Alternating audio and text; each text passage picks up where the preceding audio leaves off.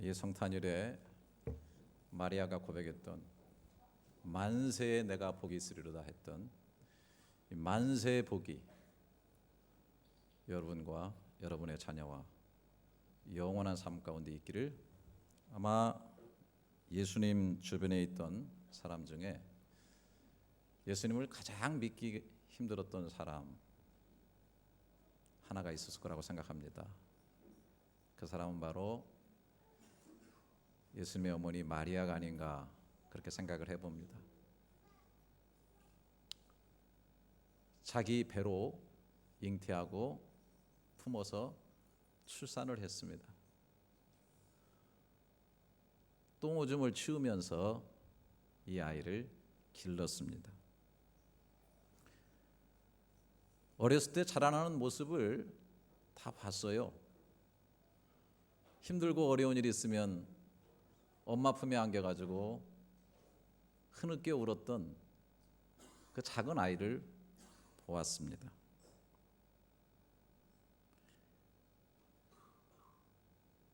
그러던 그녀가 어떻게 예수를 하나님이신 하나님의 아들이고 구원자여 메시아라고 믿을 수가 있겠느냐 하는 것입니다. 물론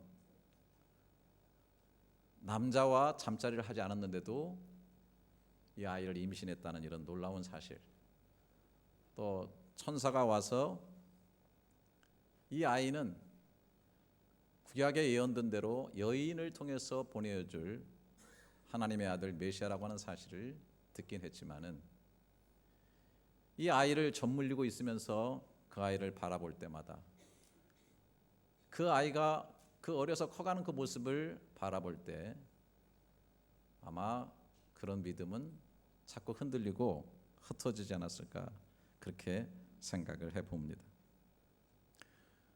어찌 되었든지 인류 최초이고 또 마지막으로 마리아는 하나님을 품은 그런 여인이 되었습니다. 자기 배에 하나님이신 하나님의 아들을 품고 몇 개월을 지낸 것입니다. 여러분, 그 해를 품은 달이라고 하는 역사 로맨스 장편 소설이 있습니다. 정은골이라는 분이 썼는데 이것을 MBC에서 드라마로 제작을 해서 방영을 해가지고 MBC 그 드라마 사상 주간 편성대에서 40% 시청률을 넘어서는 아주 엄청난 기록을 세웠습니다. 내용은 간단해요. 한마디로 말해서 태양과 같은 존재인 왕과 그 왕이 달이라고 이름 지어준 소위 무녀라고 하는 한 여인이, 달과 같은 존재인 이 여인은 결코 해 같은 왕을 존재를 품을 수가 없는 그런 그 비련의 그런 상황 속에서도 이 사랑이 싹 터가지고 가다가 참 운명적으로 비극적인 그런 끝을 맺게 되는 그런 로맨스인 것입니다. 다른 해를 품을 수가 없고 인간은 하나님을 품을 수가 없는데 놀랍게도 하나님의 너무나 큰 사랑이 사람으로 하여금 이 10대 소녀로 하여금 하나님을 품을 수 있게끔 만들어줬다고 하는 것입니다. 이것이 바로 크리스마스의 놀라운 스토리고 크리스마스에 배어있는 적셔있는 하나님의 사랑이라고 하는 것입니다. 10대 소녀 마리아가 하나님으로 오신 예수를 가슴에 품고 잉태했고, 이것은 바로 하루아침에 이루어진 일이 아니라 성경의 예언대로 이루어졌다라고 하는 것입니다. 예수님 오시기 700여 년 전 이사야 선지자를 통해서 이사야 7장 14절에 그러므로 주께서 친히 징조를 너희에게 주실 것이라. 보라, 처녀가 잉태하여 아들을 낳을 것이요 그 이름을 임마누엘이라 하리라. 이거를 마태복음 1장 23절에서 인용을 했죠. 보라, 처녀가 잉태하여 아들을 낳을 것이요 그 이름을 임마누엘이라 하였은즉 이를 번역한즉 하나님이 우리와 함께 계시다 합니다. 늘 말씀드리지만은 임마누엘이라고 하는 이 단어 자체가 히브리어인데 이 자체가 바로 하나님이 우리와 함께 하시다는 뜻이에요. 이걸 헬라어로 쓰다 보니까 헬라어로 읽는 사람들이 잘 못 알아들을까 봐 이를 번역한즉 하나님이 우리와 함께 하신다. 그러니까 처녀가 잉태해서 애를 낳게 되는데 그분이 바로 우리와 함께 하시러 오신 하나님이다라고 하는 것을 얘기해 주고 있는 것입니다. 근데 정말 중요한 사실이 있습니다. 마리아처럼 우리가 하나님을 품을 수 있다고 하는 것입니다. 해품달이 아니라 하품인이 될 수 있다는 거예요. 이걸 주님께서 직접 말씀하셨습니다. 요한복음 6장 56절에 내 살을 먹고 내 피를 마시는 자는 내 안에 거하고 나도 그의 안에 거하나니. 또 요한복음 14장 20절에 그날에는 내가 아버지 안에 너희가 내 안에 내가 너희 안에 있는 것을 너희가 알게 될 것이다. Someday, 어느 땐가는 우리는 믿음으로 예수님은 하나님 안에 있었고 하나님은 예수 안에 계시고 오늘 우리가 성령 안에서 여러분 믿으시죠? 우리가 주님 안에 있고 주님이 내 안에 계시다는 사실을 믿으시면 아멘. 그걸 알게 될 것이다. 이것이 신앙생활에 있어서는 아주 결정적이고 굉장히 가장 핵심적이고 중요한 사건이라는 것이죠. 여러분, 교회가 타락하면 어떻게 됩니까? 미지근해집니다. 신앙의 열정을 잃어버립니다. 사랑의 뜨거움을 잃어버립니다. 봉사에 대한 열심이 식어집니다. 진리에 대한 욕구가 약해집니다. 희미해집니다. 이거를 성경은 미지근하다. 미지근한 것은 주님께서 토하여 내치고 싶다고 말한 것입니다. 한마디로 말해서 라우디게아 교회에게 주신 말씀이었는데 이것은 오늘날 우리 교회와도 똑같은 상황입니다. 우리가 다 이렇게 주님 안에 앉아 있지만은 주님께서 확 토해버리고 싶은 그런 신앙이 있다는 것입니다. 그게 뭡니까? 미지근하고 차지도 아니하고 덥지도 아니하고 그저 그냥 그렇게. 그러면서 주님께서 이 라우디게아 교인들에게 촉구하시는 내용이 바로 핵심 포인트가 바로 그것입니다. 회개하라 말씀하시면서 요한계시록 3장 20절에 여러분 너무 잘 아시는 볼지어다 내가 문 밖에 서서 두드리노니 누구든지 내 음성을 듣고 문을 열면 내가 그에게로 들어가 그와 더불어 먹고 그는 나와 더불어 먹으리라 라는 것입니다. 영혼과 삶의 중심에 그분이 들어오시고 그분과 더불어 먹고 그분과 더불어 마시는 그런 삶을 영혼의 중심 속에서 산다는 것입니다. 이것이 신앙생활의 핵심입니다. 저는 단순히 목사라든지 종교인으로서가 아니라 저는 정말 이거를 진실되게 고백할 수 있습니다. 저는 제 영혼 속에서 주님의 말씀으로 같이 주님과 먹고 마시는 그런 삶을 제가 실제적으로 산다고 말씀드릴 수 있어요. 제가 제 영혼의 지성소에서 주님과 더불어 하나님의 말씀으로 먹고 마시면서 영혼의 깊은 교제를 하다가 이것을 밀고 올라가서 내가 죽을 때 하나님의 나라에 가서 정말 하나님의 상에서 하나님의 내가 아들로서 천사들의 수종을 받아가면서 거기서 같이 먹고 내가 왜냐하면 하나님의 자녀니까 내가 하나님 패밀리니까.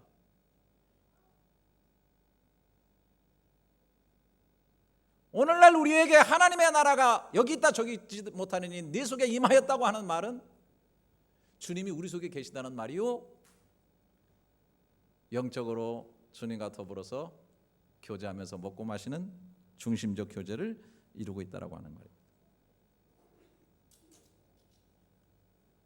하나님을 알았다고 생각했고 하나님에 대해서 열심이라고 생각했고 율법을 열심히 지킨다고 생각했던 이 바울이 예수를 만나고 다메섹에서 예수를 만나고 변화되면서 뭐라고 고백했습니까?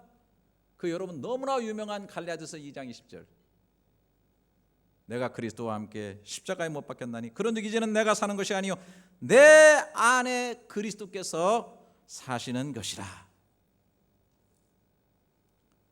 이제 내가 육체 가운데 사는 것은 나를 사랑하사 나를 위하여 자기 자신을 버리신 하나님의 아들을 믿는 믿음 안에서 사는 것이다. 여러분, 우리 예수 믿는다는 거 한마디로 표현하면 이거 아니에요? 내 안에 예수께서 사시고 나를 사랑하사 나를 위하여 자기 몸 버리신 하나님의 아들 믿는 믿음 가지고 평생 하늘 끝까지 살아가는 존재인 줄 믿습니다. 이걸 우리가 어떻게 알 수 있습니까? 예수님이 내 안에 계신 것을 어떻게 알 수 있습니까? 성령으로 알게 된다는 것입니다. 그래서 요한일서 3장 24절에 그의 계명을 지킨 자는 주 안에 거하고 주는 그의 안에 거하느니 우리에게 주신 성령으로 말미암아 그가 우리 안에 거하시는 줄을 우리가 아느니라. 성령님을 통해서 요한일서 4장 13절에 그의 성령을 우리에게 주심으로 우리가 그 안에 거하고 그가 우리 안에 거하시는 줄을 아느니라.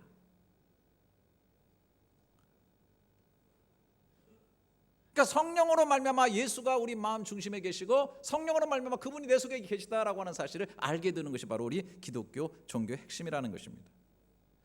오늘 본문의 내용은 마리아가 예수를 잉태한 다음에 엘리사벳을 찾아가게 돼서 만나는 내용이 나오는데 여기 41절에 보십시오. 엘리사벳이 마리아가 무난함을 들으며 아이가 복중에 뛰는지라 엘리사벳이 성령의 충만함을 받아 큰 소리로 불러 이르되 여자 중에 내가 복이 있으며 내 태중의 아기도 복이 있도다. 태중의 아기가 뛰는 걸 바라보는 거예요. 그 다음에 43절에 내 주의 어머니가 내게 나오니 이 어찌된 일인가. 여러분, 이게 전부 다 종합 세트로 미친 거예요. 10대 소녀가 결혼도 안 했는데 왔는데 그 안에 아기가 뛰는 것을 바라보고 있다가 뭐라고 말하냐면 내 주의 어머니가 나에게 나오는 것은 어찌된 일인가.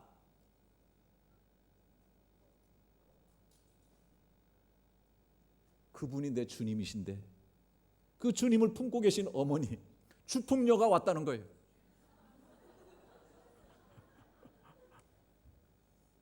어떻게 압니까? 성령으로 알았다. 보라, 내 문안하는 소리가 내 귀에 들릴 때 아이가 내 복중에서 기쁨으로 뛰놀고 있구나.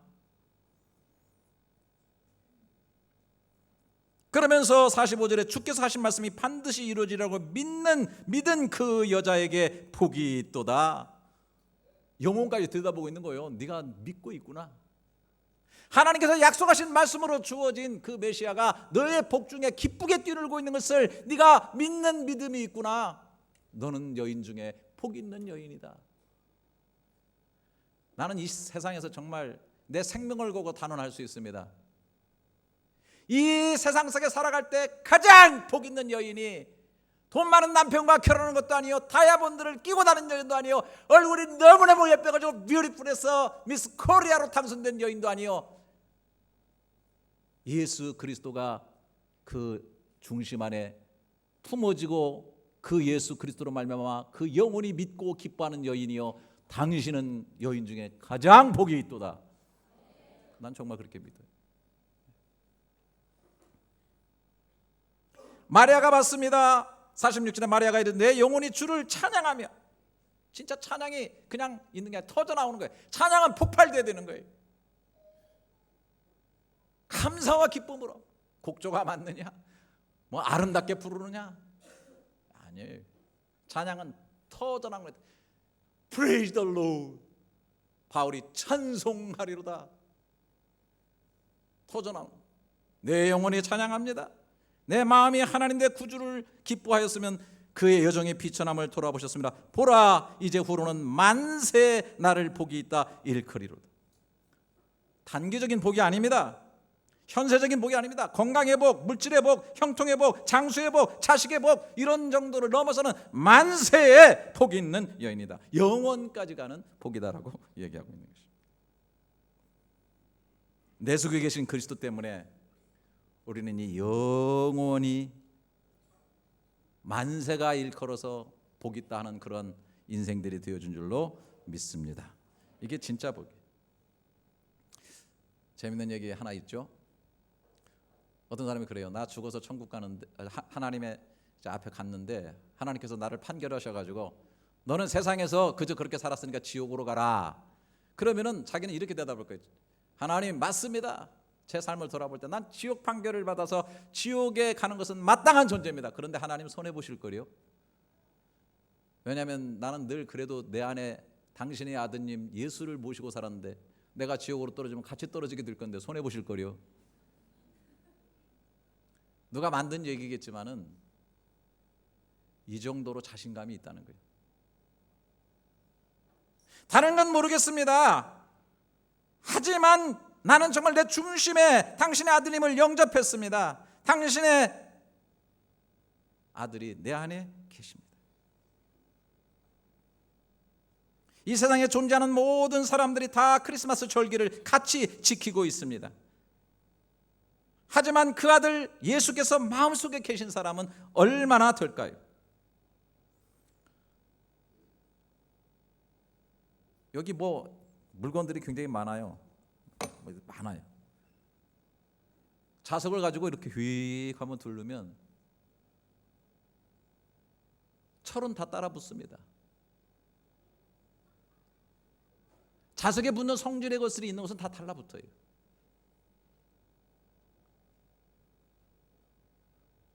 저는 정말 하나님께서 마지막에 이 세상에 오신다고 한다면 이 속에 무엇이 있느냐에 의해서 들림 받기도 하고 받지 못하기도 한다고 저는 그렇게 생각을 합니다. 저와 여러분 속에는 뭐가 있습니까? 뭐가 있습니까? 우리가 제대로 된 신앙을 가지고 있다는 사실은 무엇인가? 하나님은 인간을 만드신 신이라는 사실, 하나님은 말씀을 주시고 우리를 관찰하시면서 말씀대로 사는지 안 사는지 저울을 가지고 달아보시는 분, 잘 살면 복 주시고 잘못 살면 심판하시는 분, 이것을 넘어서야 합니다. 인간이 되어 우리 가운데 오신 분이고 우리의 죄와 죽음을 위해 죽어주신 분이고 우리의 중심에 계셔서 영원까지 우리를 인도해 주시는 분이라는 사실을 믿어야 될 줄 믿습니다. 좀 죄송합니다. 다시 얘기하고 싶지도 않은, 그러나 사실 잊어서도 안 되는 세월호. 여러분 아무리 누가 뭐라 그래도 저는 세월호가 물에 잠수된 것은 가장 큰 이유는 뭐예요? 욕심을 부려가지고 배를 개조한 겁니다. 너무나 많은 짐을 실은 겁니다. 무게중심이 흐트러진 겁니다. 여러분, 요나 사건도 보게 되면 풍랑이 너무 세니까요 다 물에 버려요. 나중에는 뭘 버려요? 배를 끌고 가는 배의 기구까지 다 버립니다. 왜? 배의 오리지널 무게중심을 찾으려고 그러는 거예요. 인생을 살아갈 때 무게중심이 있다고 하는 것을 다 사람들은 생각합니다. 어떤 것은 돈이 무게중심이야, 어떤 것은 백이 무게중심이야, 어떤 사람은 명예가 무게중심이야, 어떤 사람은 스펙이 무게중심이야, 어떤 사람은 기술이 무게중심이야. 다 있습니다. 그런데 진짜 인생을 살아갈 때 마지막에 올 때 가장 중심적인 무게중심은 따로 있습니다. 천지를 만드신 하나님이신 그 하나님의 아들이 내 인격과 삶의 중심에 있을 때 가장 안전하고 확실한 무게중심이 되어줄 줄로 믿습니다.